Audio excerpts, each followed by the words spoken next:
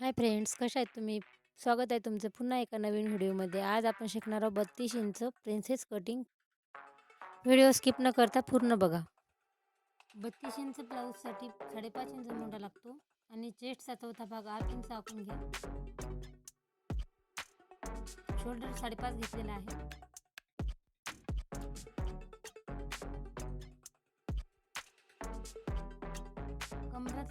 कमरेचा चौथा भाग आखून घ्या. 7 इंच आहे कंबर, 1 इंच टक्ससाठी घ्या. लाईन जोडून घ्या. फिटिंगसाठी 2 इंच घ्या.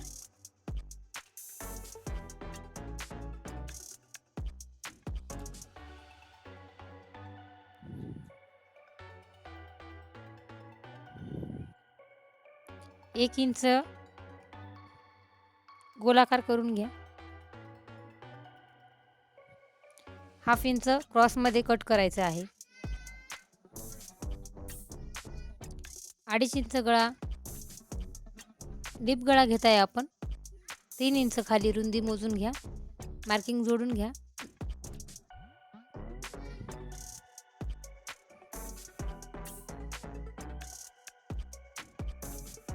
शोल्डरमध्ये हाफ इंच क्रॉस करून घ्या. शोल्डर उतरत नाही.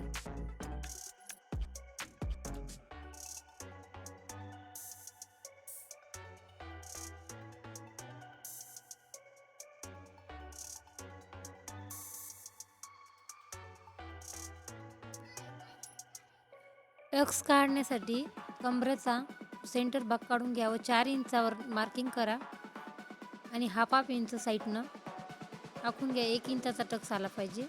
फिटिंगमध्ये व्यवस्थित येतो. तुम्ही पण याच प्रकारे ब्लाऊज स्टिचिंग करून बघा. व्यवस्थित फिटिंगसाठी अशीच कटई करा.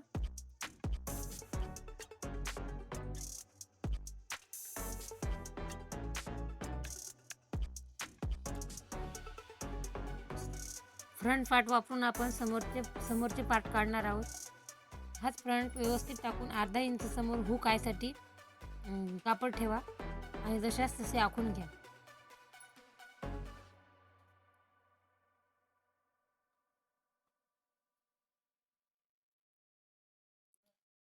फ्रंट पार्टला अर्धा इंच क्रॉस करून बेल्टमध्ये कट करा.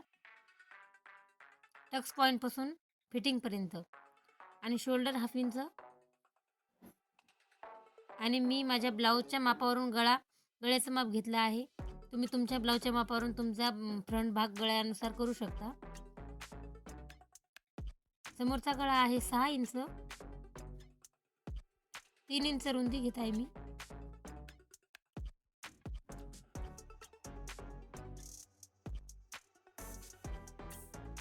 हाफ इंच सर्कल करून घ्या.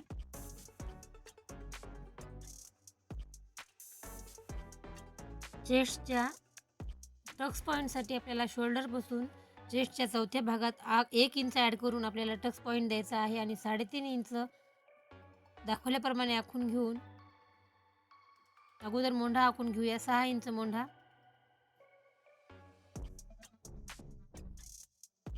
हाफ इंच समोरचा फ्रंट मागल्या फ्रंटपेक्षा हाफ इंच असतो आणि मागचा फ्रंट 1 इंच असतो.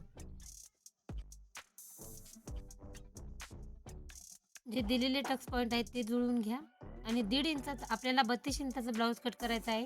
त्यासाठी आपल्याला कट हा 1.5 इंचावर द्यावा लागेल. तर उभाही 1.5 इंच आणि साईडचाही 1.5 इंच आणि जोडून घ्या.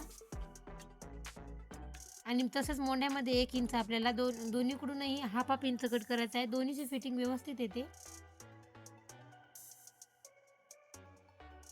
आपल्या कटमध्ये 1.5 इंच जात आहे म्हणून आपल्याला फिटिंगमध्ये 2 इंच 1.5 इंच इकडे वाढवायचं आहे खाली कंबरमध्ये आणि मोंढ्यामध्येही आपल्याला 1 इंच वाढवायचं.